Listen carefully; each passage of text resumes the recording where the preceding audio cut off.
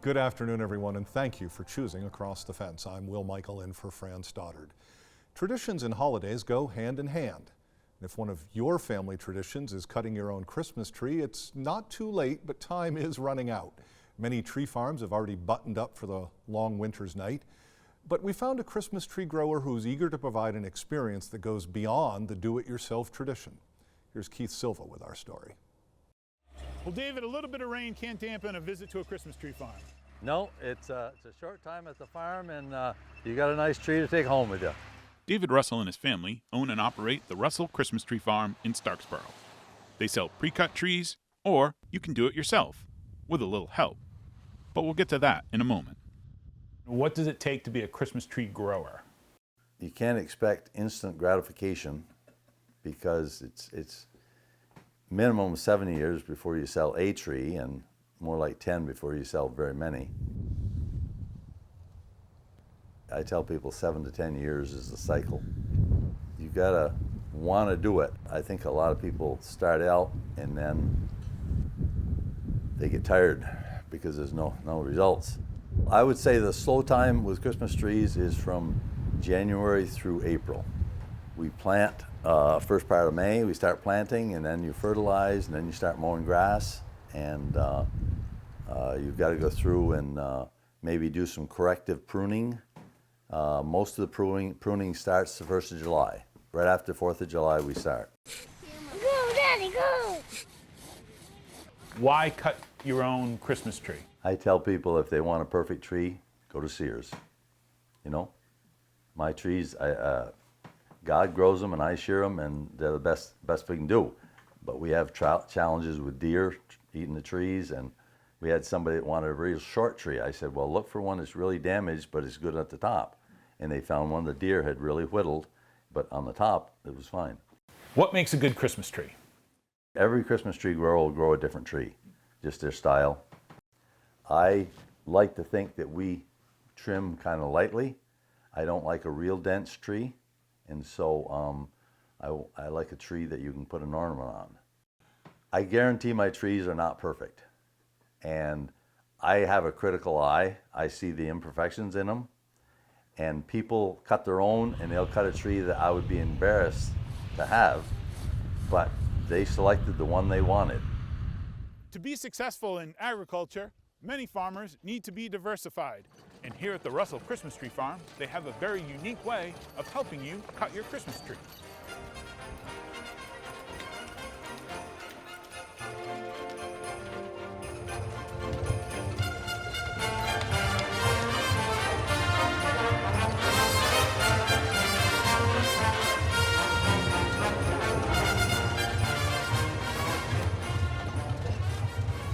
What came first, the horses or the trees?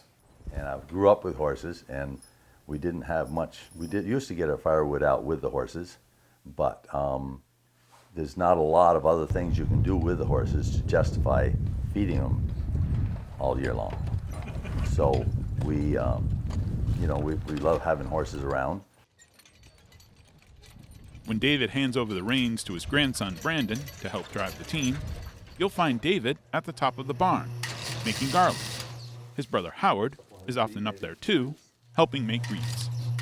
Just trying to do what we're able to do with the product we have and generate some more money with it, and people are looking for it, so I try to fill the need. That do-it-yourself approach helps define this agricultural business. Russell hopes his can-do approach extends to his customers, who, like him, want to build Christmas traditions and memories.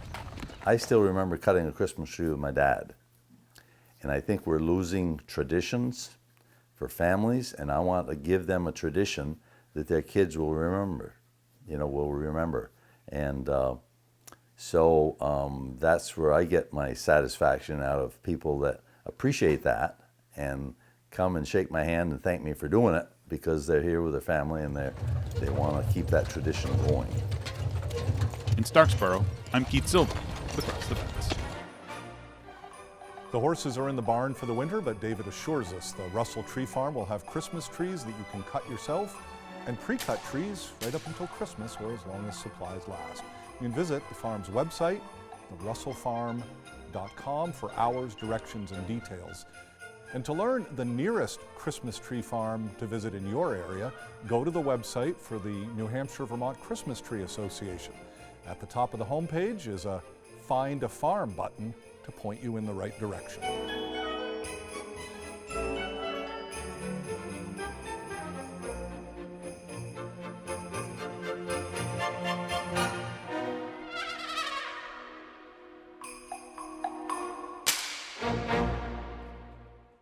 The Vermont Naturalist program began in Burlington in 2016. It's since expanded into 18 Vermont towns. If you love nature and want to get better acquainted with the natural world, to learn as Robert Frost once wrote, whose woods these are, then the Master Naturalist program is for you. A few years ago, our Rebecca Gollin hit the trail to bring us the story. So I've got a different theory about why there aren't any tracks right there. It's like going for a walk in the woods with Sherlock Holmes, but about nature.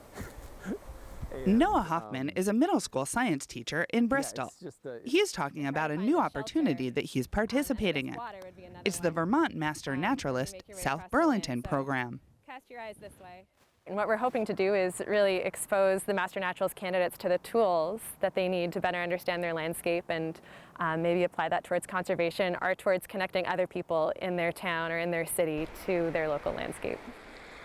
On this day, program coordinator Sophie Mazawita is leading a walk through Wheeler Park in South Burlington. She's teaching participants about the wildlife tracks they're finding along the way. And they are finding plenty, even though they're only a couple of miles from the heart of Vermont's largest city. Even though there is a lot of human development, there's this tapestry of habitats that's interwoven between everything in South Burlington. And when we're out tracking and we're seeing fisher tracks and gray fox and red fox tracks within Burlington and South Burlington, you come to realize that we do have this pretty distinct special habitat here. You might see little brown M&Ms, but I caution you not to taste any of them. The purpose of the program is to educate the public about the landscape, wildlife, and natural history of the area through a series of field trips. Participants also engage in a community service project. South Burlington is one of 6 towns currently involved. So our very first day, we actually got into kayaks at the beach at Red Rocks Park, took to the shoreline, and we were looking at all of the layers of rock in the Moncton Quartzite that spring up along the cliff edges there. And so just getting this different perspective and really diving into the story of why are those rocks there in particular and what are the processes that cause that and what does that mean. Through the field trips, participants are led through the natural history of the area, taking into consideration what program leaders call the layer cake. We like to go through what we call the layer cake, so starting with an understanding of the bedrock geology and then the glacial processes or surficial geology on top of that have created the landscapes, the physical landscape that we see.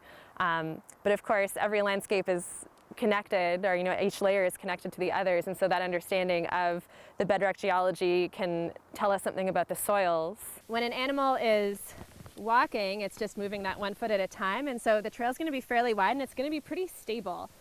I had a pretty strong background in geology and historical geology, but nothing that pertained to this region.